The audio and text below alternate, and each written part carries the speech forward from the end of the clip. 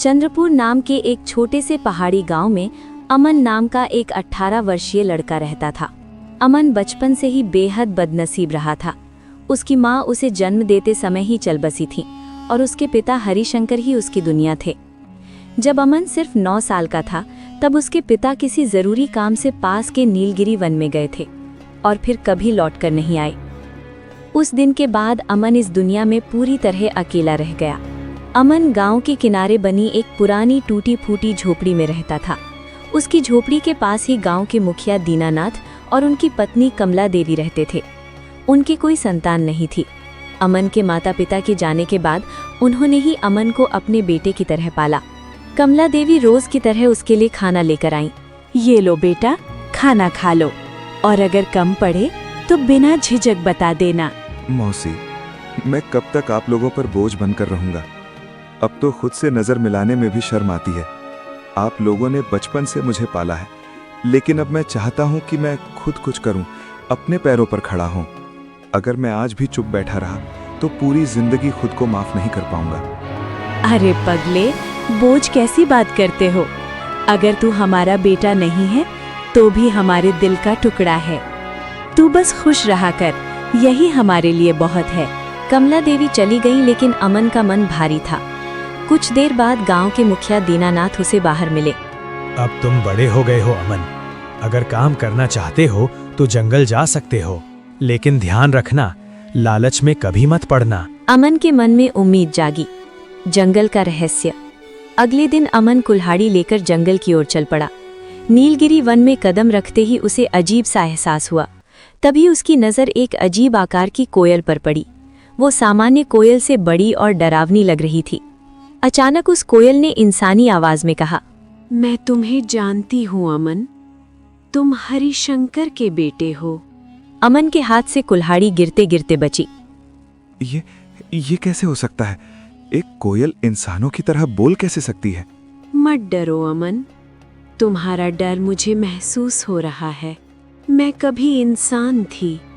एक तांत्रिक के श्राप ने मुझे इस रूप में कैद कर दिया। और हाँ अमन, तुम्हारे पिता भी जीवित हैं। ये सुनते ही अमन का दिल जोर से धड़कने लगा। अगर तुम सच कह रही हो और मेरे पिता जिंदा हैं, तो मुझे उनसे मिलना ही होगा, चाहे कुछ भी हो जाए। लालच और भ्रम। कोयल ने उसे जंगल की एक गुप्त गुफा तक पहुंचाया। वहां एक संदूक था जिसमें हीरे जवाहरात भरे थे। कोयल ने कहा, इस गुफा में तुम्हारी तकदीर छुपी है। इन हीरे जवाहरातों से तुम अपनी सारी गरीबी खत्म कर सकते हो। बस एक शर्त है अमन, किसी को कुछ भी मत बताना। मुझ पर भरोसा करो, मैं तुम्हें तुम्हारे पिता से मिलवा दूंगी। लेकिन शर्त थी, किसी को कुछ नहीं बताना। अमन संदूक घर ले आया। जब मुखिया दीनानाथ ने उसे देखा तो घबरा गए। ये संदूक साधारण नहीं लग रहा, हो सकता है ये राजा का हो। उन्होंने कहा, हमें इसे दरबार में सौंप देना चाहिए। अमन का मन टूट गया, लेकिन उसने सच नहीं बताया। राजा का छल। राजा ने खजाना देखकर लालच में कहा, ये संदूक कहां से लाए हो? तुम कहते हो ये जंगल में मिला। ये खजाना तो हमारे राज्य का ही लगता है। हाँ, निश्चय ही ये मेरा ही खजाना है। तुमने ईमानदारी दिखाई है, इसलिए तुम्हें इनाम दिया जाएगा। ईमानदारी के नाम पर उसने थोड़ा सा इनाम दे दिया और पूरा खजाना अपने पास रख लिया। अमन चुप रहा। उसके लिए दौलत से ज्यादा जरूरी था अपने पिता से मिलना। साधु की चेतावनी। कुछ दिन बाद जंगल में एक साधु योगेश्वर मिले। उन्होंने अमन को सच बताने की कोशिश की। जिस कोयल की बातों में तुम आ रहे हो, वो कोई साधारण पक्षी नहीं है। वो एक डायन है वत्स, और उसकी बातों में सत्य नहीं, केवल भ्रम है। लेकिन अमन को विश्वास नहीं हुआ। पूर्णिमा की रात अमन गुफा पहुंचा। डायन की शक्तियां एक शीशी में बंद थीं। डायन ने उसे तोड़ने को कहा। साधु और मुखिया ने रोकने की कोशिश की, लेकिन अमन भ्रम में था। उसने शीशी तोड़ दी और तभी डायन एक भयानक डायन में बदल गई। बलिदान। साधु ने कहा, अब केवल एक ही उपाय बचा है। डायन को रोकने के लिए किसी को उसी पुराने कुएं में अपने प्राण अर्पित करने होंगे। अमन बिना रुके आगे बढ़ा। नहीं, मैं अब पीछे नहीं हट सकता।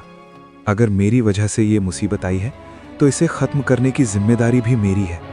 अगर मेरे जाने से गांव बच सकता है तो मुझे कोई डर नहीं है।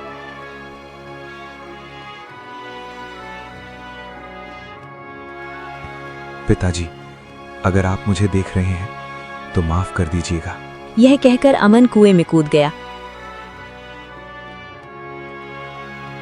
डायन फिर से कोयल बन गई, इस बार हमेशा के लिए, बिना किसी शक्ति के। अंत। गांव बच गया, लेकिन अमन हमेशा के लिए चला गया। मुखिया दीनानाथ और कमला देवी उसे अपने बेटे की तरह याद करते रहे, और चंद्रपुर गांव में आज भी लोग कहते हैं, सच्चा बलिदान वही होता है जो बिना किसी लालच के दिया जाए।